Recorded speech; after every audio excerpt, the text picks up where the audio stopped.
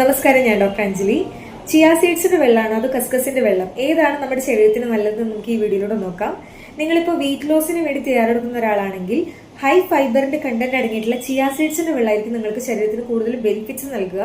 പക്ഷേ നിങ്ങളുടെ ശരീരത്തിൽ നന്നായിട്ട് ചൂട് കൂടുതലായിട്ട് നിൽക്കുന്ന ആളുകളാണ്, എപ്പോഴും ആക്നിയുടെ പ്രശ്നങ്ങളുണ്ട്, യൂറിൻ പോകുന്ന സമയത്ത് നന്നായിട്ട് പുകച്ചിൽ പോലെ, എരിച്ചിൽ പോലെ, അതുപോലെ ഭക്ഷണം കഴിച്ച സമയത്ത് നന്നായിട്ട് ബേണിംഗ് സെൻസേഷൻ എന്നീ പ്രശ്നങ്ങളൊക്കെ ഫേസ് ചെയ്യുന്നവരാണെങ്കിൽ കൂടുതലും കസ്കസിന്റെ വെള്ളമായിരിക്കും നിങ്ങൾക്ക് ഉപയോഗപ്രദമായിട്ടുണ്ടാകുക.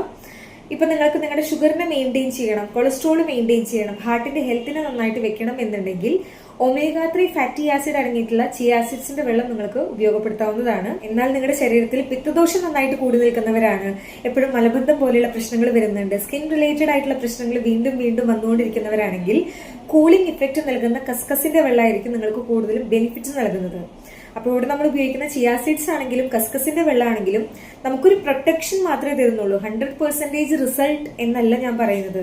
നമ്മൾ കൂടുതലായിട്ട് മെയിൻറ്റെയിൻ ചെയ്യുന്നത് നമ്മുടെ ഭക്ഷണത്തിലാണ്. നമ്മൾ എന്താണോ കഴിക്കുന്നത് അതുപോലെയാണ് നമ്മുടെ ബോഡി റിയാക്ട് ചെയ്യുക. ഈവൻ നിങ്ങളുടെ വെയിറ്റ് ലോസിലാണെങ്കിലും അതുപോലെ തന്നെ ബ്ലഡ് പ്രഷറിലാണെങ്കിലും ഷുഗറിലാണെങ്കിലും സ്കിന്നിലാണെങ്കിലും എല്ലാം നിങ്ങളുടെ ഭക്ഷണത്തിൽ നിങ്ങൾ ഫോക്കസ് ചെയ്യാനും കൂടി നിങ്ങൾ ശ്രദ്ധിക്കണം. അപ്പോൾ വീഡിയോ ഉപയോഗപ്രദമായെന്ന് തോന്നിക്കഴിഞ്ഞാൽ എല്ലാവർക്കും ഷെയർ ചെയ്ത് കൊടുക്കാനും ശ്രദ്ധിക്കണം. Stay healthy.